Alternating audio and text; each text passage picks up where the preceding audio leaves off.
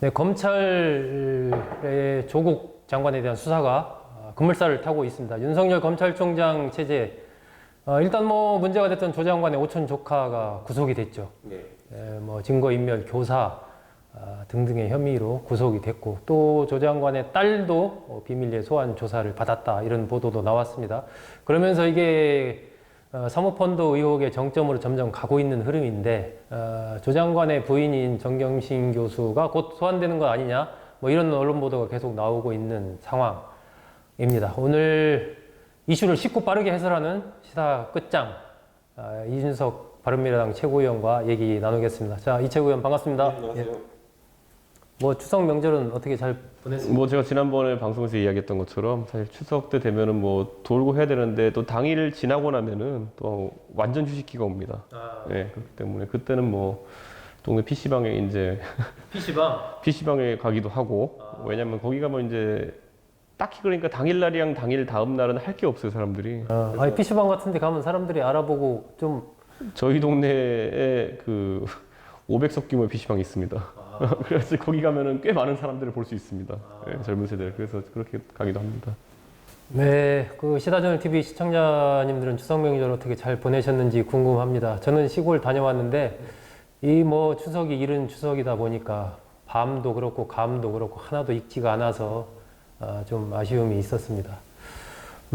지금 이제 조국 장관에 대한 검찰 수사가 상당히 매섭게 진행이 되고 있는 뭐 그런 흐름이에요. 일단은 그 사모펀드 의혹의 핵심 인물이고, 뭐 일부에서는 주범이라고까지 일컬어지는 그 오촌 조카가 구속이 됐지 않습니까? 그렇죠. 근데 이제 조범동 씨라고 이제 알려져 있는데, 조범동 씨가 귀국하는 계기가 두 가지가 있을 수 있겠죠. 첫 번째는 뭐 애초에 좀 도피할 때와는 다르게 뭐 어느 정도 그 당사자들 간에 입을 맞췄다든지 시나리오를 맞췄기 때문에 왔을 수도 있고, 아니면 검찰과의 단독 어떤 소통상 속에서 회유가 일어났을 수도 있습니다. 예, 근데 어느 것이냐에 따라 가지고 지금 이제 조국 장관의 운명은 결정되는 것인데, 사실 잘 보시면은 그 처음에 PB 직원이라는 사람이 등장하잖아요.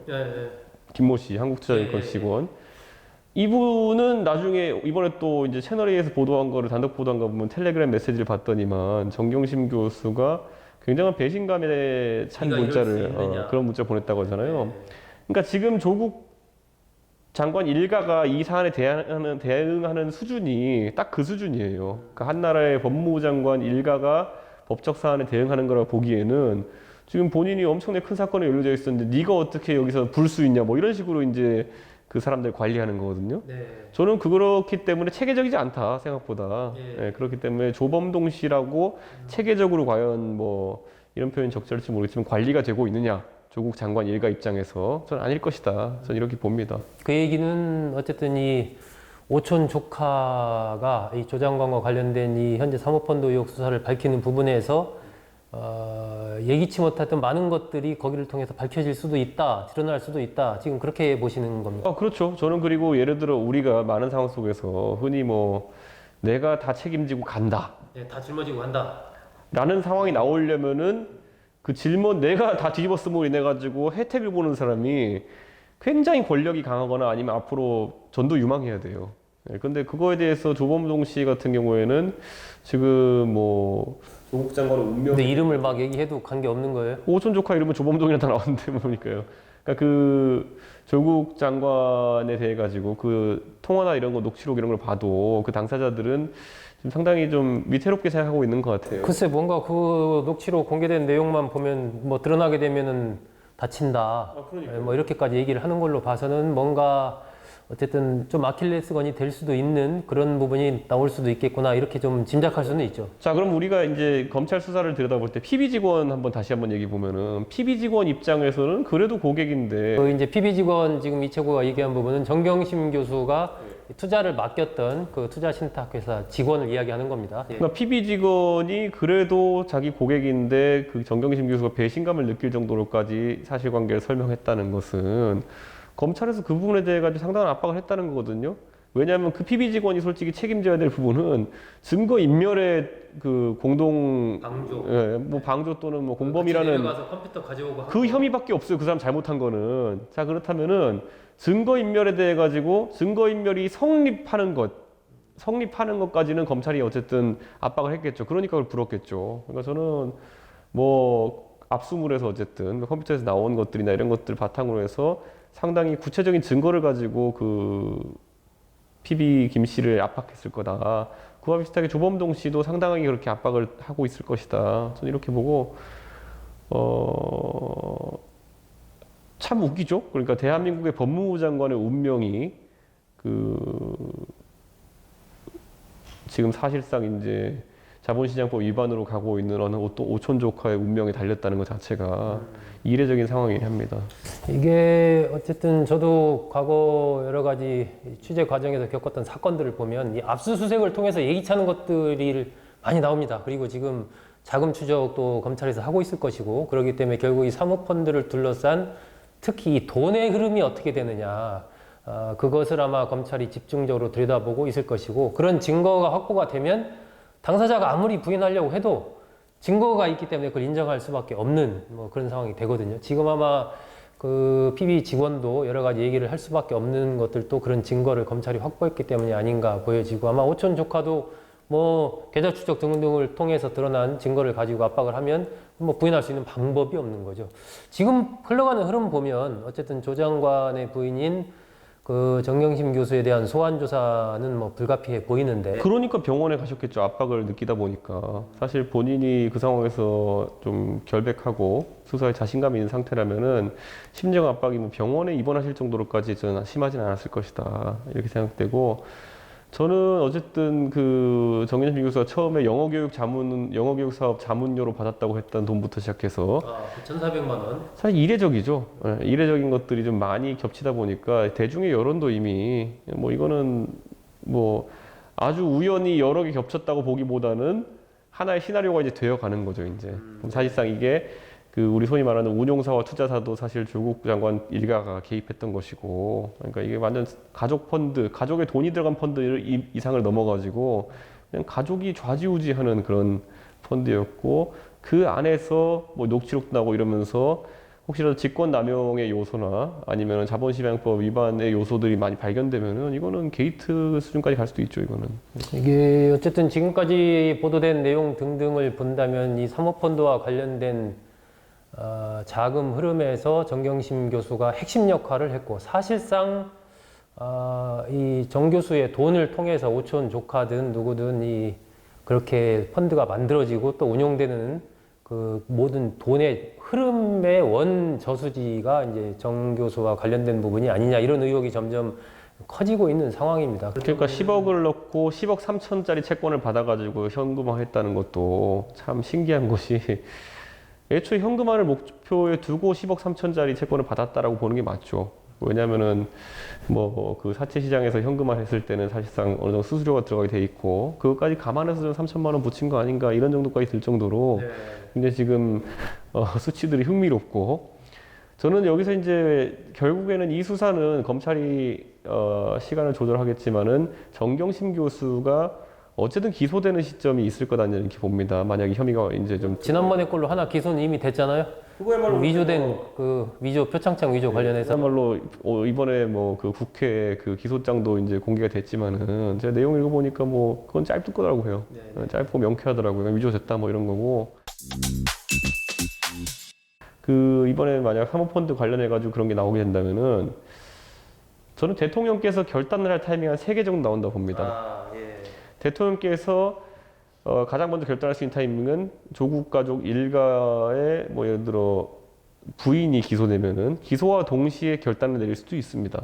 네, 한 가지 가능성. 근데 그렇게 했을 때는 코어 지지층이 지난 한 달간 앞장서 가지고 방어를 해왔는데 대통령이 맥없이 놓아버리게 되는 것처럼 되니까 코어 지지층 입장에서는 허탈감과 함께 지지층 이탈이 일어날 수 있습니다. 그리고 두 번째 이제 볼 수 있는 건 뭐냐면 야당이 긁어주는 경우, 야당이 해임 건의안을 내 가지고 제 생각엔 거의 가결될 거라 봅니다. 왜냐하면 해임 건의안은 인사에 대한 부분이기 때문에 무기명 투표를 합니다. 그럼 지금 자유한국당과 바른미래당의 의원에다가 뭐 대한정치연대, 그러니까 민평당 이런 게 아니라 하더라도 민주당에서도 저는 이탈표가 상당할 것이다 네. 이렇게 보거든요. 왜냐하면 민주당 의원들은 지금 전부 다 총선을 염두에 두고 있을 텐데 이게 장기화되는 걸 원치 않을 겁니다. 그렇기 때문에 해임 건의안으로 그 대통령께서 간합하는 형태로 해결될 가능성도 있긴 있습니다. 네. 근데 그거는 대통령께서 한 가지 또 좀 깨림직한 부분이 있는 것이 야권에서 제출한 해임 건의안을 받아들이는 모양새를 취하는 순간 앞으로 남은 이제 2년 넘는 이제 그 재임 기간 동안에 비슷하게 야권이 해임 건의안을 제출하고 거기서 가결시켰을 때 계속 이제 이게 밀려가는 모양. 밀려가야 되죠. 왜냐 한번 그런 선례를 만들었으니까요. 그리고 내년 총선 결과를 예측할 수 없는 상황 속에서 혹시라도 여당이 다수당을 확보하지 못하는 상황이 된다면은 사실상의 인사 불능 사태에 빠질 수도 있습니다. 그렇기 때문에 대통령께서는 그 선택하실 때 있어가지고 굉장히 좀 주저하게 될 거고요. 이제 3번이 이제 뭐 보면 하책 중에 하책인데 1심 판결 날 때까지 가보자. 근데 이게 어디에 썼던 전술이냐면은 김경수 지사 때 썼던 전술이거든요. 김경수 지사 1심 난 거 그때 그래가지고 곱빼기로 망했잖아요. 지금 보면은 그거 사실 드루킹 처음에 얘기 나왔을 때 아니라고 계속 씌우고 하다가 이제 1심 판결 나고 나서 곱빼기로 망했는데 그 상황이 세 가지가 이제 나올 수 있다. 그래서 저는 대통령께서 결국에는 이 셋 중에 선택을 못하면 더 안 좋은 상황이 올 거다. 네. 일단 지금 조 장관의 부인에 대한 뭐 소환 조사는 시기만 남았다라는 게 대체적인 지금 전망인 것 같고요. 혹시 그 조 장관 본인이 검찰에 소환되는 경우가 있을 수 있을까요? 어떻게 보세요? 저는 조 장관이 그렇게 하기는 참 어려울 것이다. 이렇게 보고 조 장관이 정치적 제스처로 이제 정치를 할 수 있는 방법들은 있을 겁니다.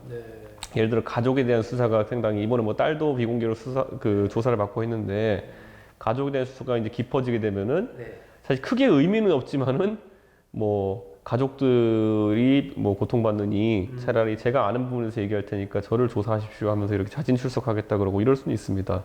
근데 사실 그러려면 오히려 그런데 뭐가 되냐면 조 장관이 조금이라도 연계돼 있다는 것 자체를 우선 밝혀져야 되거든요. 그런데 이제 그런 부분이 아직 없기 때문에 그렇게 나서기는 어렵고요. 지금 조 장관은 정치를 할 건지 법률적 방어 행위를 할 건지 명확해야 됩니다.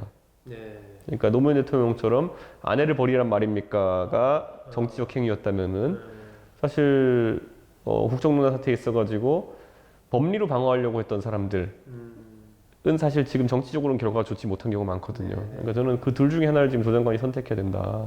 저는 이렇게 봅니다.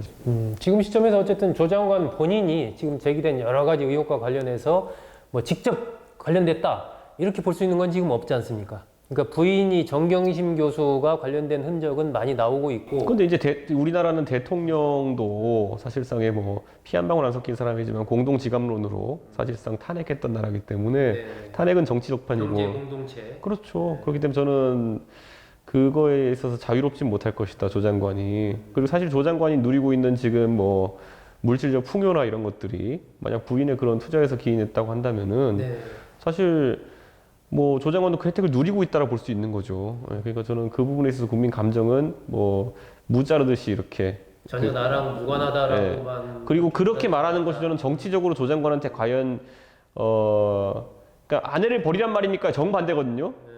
아내를 버리겠습니다거든요. 그거는. 그러니까 저는 그거는 조 장관 입장에서 정치적으로는 좋은 선택은 아닐 것이다. 그래서 저는 아까 대통령이 이 사태를 매조지할 수 있는 세 가지 가능성을 언급드렸고, 자 그럼 또 하나의 키가 될 수 있는 조국 장관이 직접 이걸 매조지할 수 있는 방법 중에 하나는 본인이 사퇴를 이 어떤 그 갈림길에 서서가 아니라 관계없이 가족이 정말 힘들어하고 하기 때문에 저는 사퇴하겠습니다. 하지만은 앞으로 법적인 절차는 계속 밟아 나가고 제 억울함은 국민들한테 직접 표로 심판받겠습니다 하면서 부산 출마 선언해버리면 되긴 돼요. 그럼 선거 때까지는 어쨌든 그 국면으로 갑니다. 대한민국이 조 장관보다 더한 죄를 짓고도 가가지고 그 국민의 심판을 받아서 제가 정계 복귀하겠습니다 하는 사람 많아요. 그랬을 때 검찰 수사가 조 장관까지는 미치지 못할 것이다라고 보는 거죠. 저는 그렇게 못할 것이다. 그리고 실제로 그랬을 때 국민 여론도 그래 그렇게 선택했다 그러면은 예전에 우리 보면 그런 거 있잖아요. 뭐 왕좌의 게임 이런 거 봐도 뭐 사형 선고 내리면은 난 사형 선고 대신에 나는 결투로서 승부를 보겠다 이렇게 하는 것처럼 저는 그런 판단하는 거는 또 대중적으로 소구력 있는 메시지다 이렇게 보고 사실 저는 지난번에 제가 분석하기로 조 장관이 지금 이 곤란을 겪는 모든 이유는 그 이분 정치하고 싶은 거 맞아요. 제가 봤을 때는. 근데 이번에 부산의 선거에 단숨에 출마할 용기가 좀 부족했던 것 같다 이런 생각을 하거든요. 저는 이건 순전히 제 평론이지만은 본인이 법무부장 한번 찍고 가려고 했다가 이 사단 난 거거든요. 그러니까 저는 그렇다 뒤늦었다 하더라도 저는 그 판단 지금 해도 나쁘지 않다. 그래서 조 장관이 이기면 됩니다. 이기면 완벽한 복권입니다. 이기면은. 예. 어차피 심판 받아서 다시 살아나는 아니 대한민국에 뭐 큰 정치 하겠다고 하는 사람 중에 뭐 법적으로 한 번씩 뭐 수사 안 받아본 사람 어디 있으며 사실 뭐 흠결이 있어도 선출했다는 건 국민들이 그래도 당신을 원한다는 가장 강력한 보증이기 때문에 다른 사람도 지적 못 합니다. 저만 해도 만약에 뭐 지금 조 장관의 흠결을 지금 지적하는 이유는 임명직이기 때문이지 선출돼 가지고 나오면은 그 지역구에 있는 사람들은 그걸 무릅쓰고도 이 사람이 좋은 사람들 한 거니까요. 저는 뭐 사실 뭐 이명박 대통령 같은 경우에도 그런 면이 강조됐기 때문에 대통령으로 굉장히 높은 지지율로 당선됐던 것이 있는 것이고. 과거에 제가 기억나는 사례는 그 박주선 예. 의원 그 청와대 법무비서관 하다가 그런 문제로 이제 법적인 문제가 됐을 때 명예회복을 하겠다, 지역민들로부터 심판받겠다 해서 지역구에서 출마해가지고 당선돼가지고 결국 나중에 또 무죄를 받긴 했죠. 그게 이제 박력이고 정치인으로서의 승부수죠. 승부수죠. 예, 그러니까 저는 아까 말했듯이 그 세 가지의 대통령께서 푸는 방법,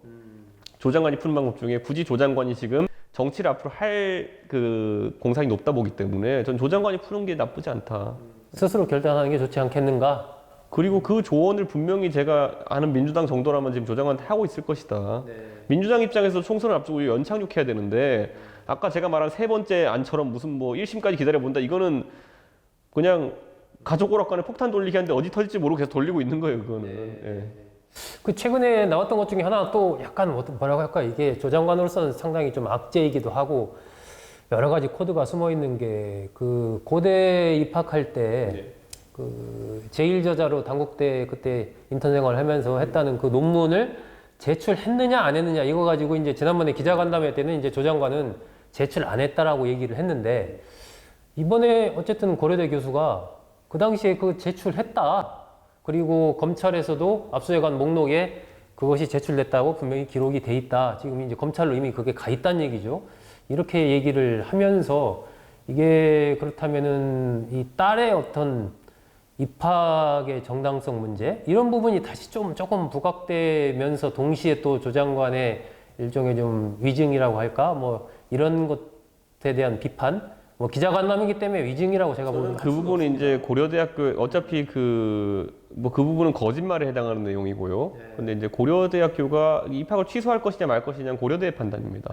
그렇기 때문에 고려대학교에서 그런 혼란을 스스로 만들려고 하지 않을 겁니다. 그래서 입학을 취소한다든지. 근데 어쨌든 조 장관 입장에서는 뭐 근데 모른다는 얘기를 많이 했었고, 그렇죠. 청문회에서 아니면 기자간담회에서 모른다는 얘기를 많이 했었고. 청문회에서는 정확하게 제출되지 않았다 이렇게 얘기하지는 않았어요. 제 기억에는. 네, 기자간담회에서는 얘기했는데. 그러니까 저는 이런 것들을 봤을 때 그러면 그때 제기했던 많은 의혹에 대해 가지고 국민들이 그때 모른다고 한 거 대부분이 그러면 실제로 있었던 일인가라는 생각을 할 수 있게 된다 이렇게 생각하고. 그래서 저희가 이제 한 3주 전에 저희가 여기서 이제 짚었던 조 장관 딸이 처음부터 제가 봤을 땐 솔직하게 유학 준비하다 망해가지고 그렇게 했다라고 했으면 제 생각엔 큰 문제 지금 없어요. 저만 해도 이해한다니까요, 그러면은. 근데 그때, 그래서 저희가 얘기했잖아요. 그 유학하려고 이렇게 막 뭐 논문이고 뭐 준비해놨다가 그거 못하니까 고대분들이 들으면 굉장히 기분 나쁘시겠지만은 고대에 그냥 우르르 다 집어넣은 거예요. 그러니까 특이한 것들을 많이 넣게 됐다. 저는 그게 실제라고 봐요. 네. 근데 그 상황에서 그걸 솔직하게 해명하지 못했던 건 아무래도 좀 대중적으로 굉장히 좀 이슈가 커졌기 때문에 그냥 조 장관 딸도, 아니 조 장관 가족이 좀 방어적으로 나온 게 아닌가.